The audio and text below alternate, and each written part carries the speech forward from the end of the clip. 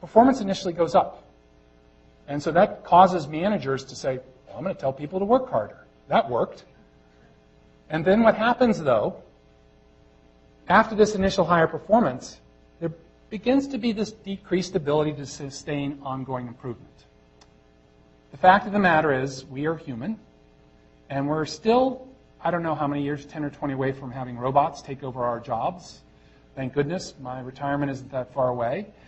But this is what happens. And very importantly, workers are smart. They develop workarounds to make their lives easier, which very clearly yield errors. And again, this is part of implementation science research, is to figure out why people start doing workarounds and these errors occur. And there's no doubt, without a question, eventually, like the Starling curve for the heart, you keep pushing people, productivity starts to drop.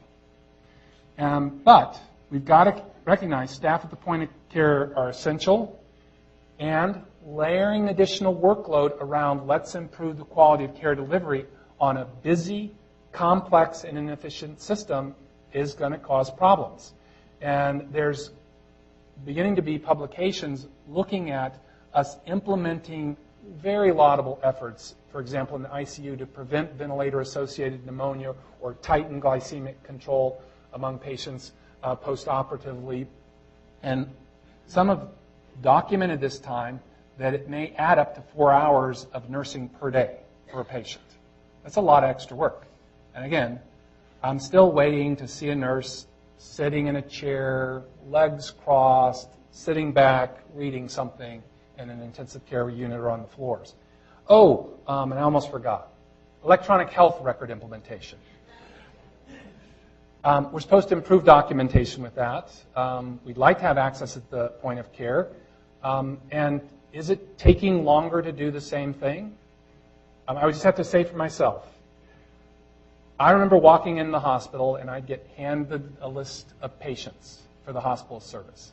And there'd be some mornings, there'd be 15 patients on it.